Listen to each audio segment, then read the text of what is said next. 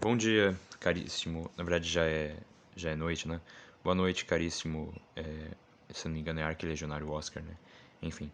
É, bom, é, já não é a primeira vez que me pergunta essas questões de treino de memória, estudos e tudo mais.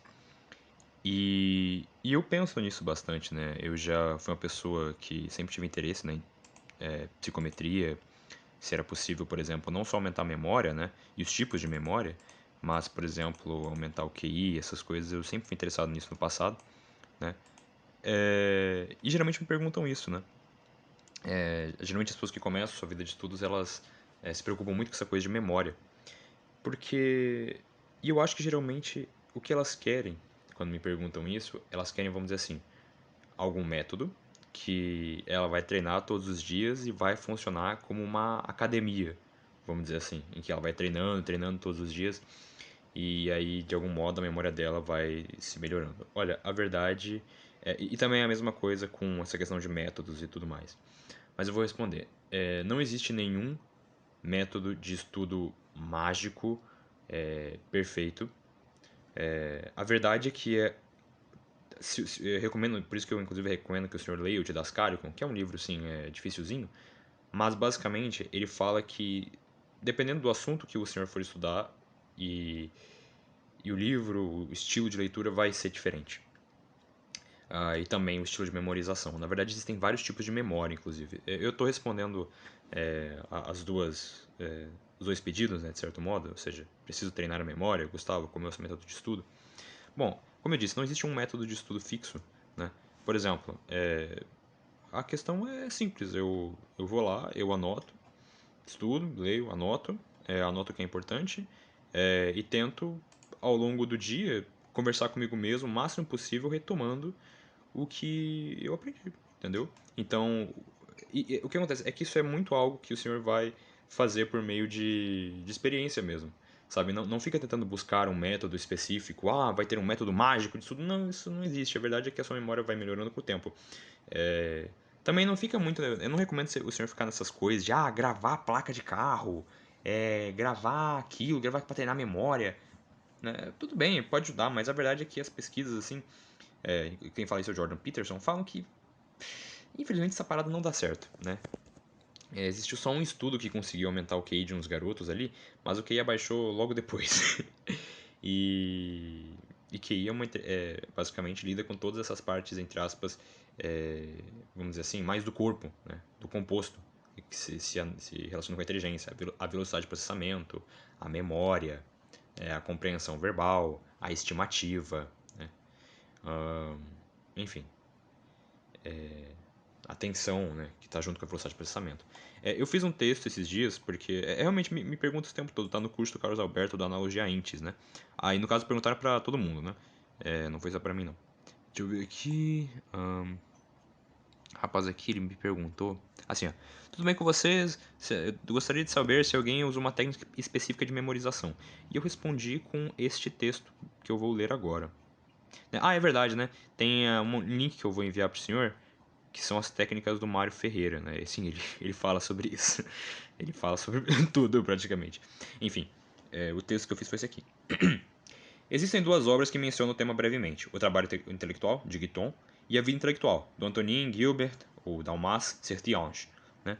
Lá tratam, em certo ponto, do filtro que devemos ter nas coisas que devemos memorizar. Não se preocupe de início em dar uma de Sherlock Holmes e se lembrar da placa do carro que passou na frente da sua janela pela manhã, mas comece focando suas energias nas coisas importantes, sejam vídeos, orações, citações e afins, para então ir avançando terreno nas levianas. Ou seja, foca em tentar lembrar do que o senhor estudou. Por exemplo, acabei de estudar, ok, o que eu lembro do que eu estudei? E não se preocupe se você não conseguir lembrar na hora. É porque muitas vezes as coisas que a gente aprende, elas como que são imediatamente postas sobre uma camada, entendeu? Como se existisse, vamos dizer assim, a epiderme, a derme, enfim. E às vezes a gente se assusta, né? A gente tem medo da nossa memória porque ela não está na superfície. Mas aí numa conversa a gente vai ter e aquela coisa aparece, porque como que foi puxado, entendeu? Então a minha dica é essa, é você fazer resumos que sejam públicos, inclusive, né? Por quê? Porque a própria pressão externa, primeiro porque o senhor vai estar colaborando, né, expondo seus estudos, né? Você fala, mas eu não tenho certeza se eu tô certo, não. Então diga, né? Fala, esse aqui é o que eu entendi, não sei se é isso, entendeu? Enfim, faça resumos, de preferência publique eles, né? Compartilhe com outras pessoas, né? Faça resumos semanalmente, eu recomendo que se faça no fim de semana, né? Ou nos momentos que você tenha tempo, né? E os resumos serão com base, no caso, das suas anotações, né?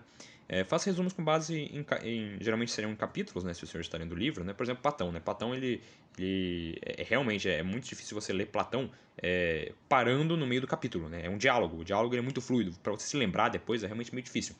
Então, o ideal é que você leia por livro, né? Vamos dizer assim, você tem uma leitura que ela não seja muito pausada, né? Alguns livros eles têm que ser mais fluidos que outros. Por exemplo, literatura. Literatura é fácil, mais fácil de esquecer do que, por exemplo, filosofia, né? Enfim, então, assim, geralmente tem a conversa sobre isso, conversa sozinho, e tudo mais. Eu vou também mandar pro senhor as técnicas do Mário Ferreira dos Santos. Mas não esqueça do que eu falei, né? Não foca em tentar gravar as coisas mais levianas, né? Que é um erro comum, né? As pessoas elas treinam a memória, que é propriamente mais espiritual, tentando fazer treinos de memória sensível, né? Por exemplo, a memória de curto prazo, né? Que aqueles treinos lá de flash, né? Que chimpanzés por algum motivo são muito bons. Ou, por exemplo, memória de dígitos, né? Gravando, por exemplo, sei lá, 100 dígitos de pi, né? Pra mim, inclusive, me ajudou muito, né? Eu não lembro porquê, mas quando eu gravei 100 dígitos de pi, né? Teve um momento na minha memória era bem fraca para essas coisas, né? É porque isso é engraçado, porque a memória ela pode ser boa para algumas coisas e ruim para outras, né? No passado a memória ela era ruim para gravar dígitos, porque para mim a minha memória ela sempre estava muito ligada a fazer analogias, né? Fazer sínteses. Então, por exemplo, quando eu ia gravar alguma coisa, eu gostava muito de fazer mnemônicos. Não é bom fazer mnemônicos, porque o mnemônico ele vai tornar a sua memória muito mimada, sabe? Mnemônicos, ou seja, você, por exemplo, vou dar um exemplo, né? A primeira linhazinha da tabela periódica, né? Não, isso aqui é da. Eu não lembro, acho que se não me engano é eletronegatividade dos elementos, né? Fui ontem no clube, briguei e saí correndo para o hospital metais. Isso é um mnemônico para dizer os elementos menos eletronegativos até os mais eletronegativos, se eu não me engano é isso. Isso é um mnemônico. O problema é que se você for usar isso para, por exemplo, gravar filosofia e tudo mais, já vai se tornar um problema, né? Não vai ser tão bom assim. Bom, o áudio já tá grande, né? Vou ver se eu falo mais alguma coisa, talvez vire vídeo. Esse áudio tá bem ruinzinho, não é surpresa, né? Mas, bom, deixa eu pensar, o que mais que eu posso falar? A sua mente, ela vai se tornando mais disciplinada ao passar que você cresça, sabe? Uma das coisas que são mais fáceis de perceber na nossa evolução cognitiva é a memória e a velocidade de processamento. Né? Esses são dois fatores, né? Ou seja, a capacidade que você tem de reconhecer certos padrões com a velocidade, né? Com facilidade, com precisão, que seria a velocidade de processamento, e a memória. Essas são duas coisas que o senhor ganha com o tempo. Né? Por exemplo, nosso pico assim, chega lá pelos 18, 20, né? Se o senhor ainda tem uns seus 15, 16, não vai ver uma grande diferença. E a gente realmente vai aumentando a nossa capacidade abstrativa com o tempo. Então, realmente a coisa é, leia, anote, né? Seja humilde, né? Não tenha medo, não pense que vai ser sempre assim, né? Sempre faça o possível para pôr em prática, né? Às vezes, por exemplo, no seu dia a dia, você vai estar caminhando, né? E aí vai surgir, nossa, o que aquele autor falou mesmo? E você vai tenta lembrar, assim, tenta fazer conexões, né? Sempre fazendo sínteses, né? Análises, né? E com o tempo a sua memória ela vai melhorando, é uma coisa bem orgânica mesmo, né? Se existem testes específicos, né, que possam ajudar na memória, né? Não sei, né? Se pode, geralmente vai ser na questão da memória sensível, não na memória espiritual.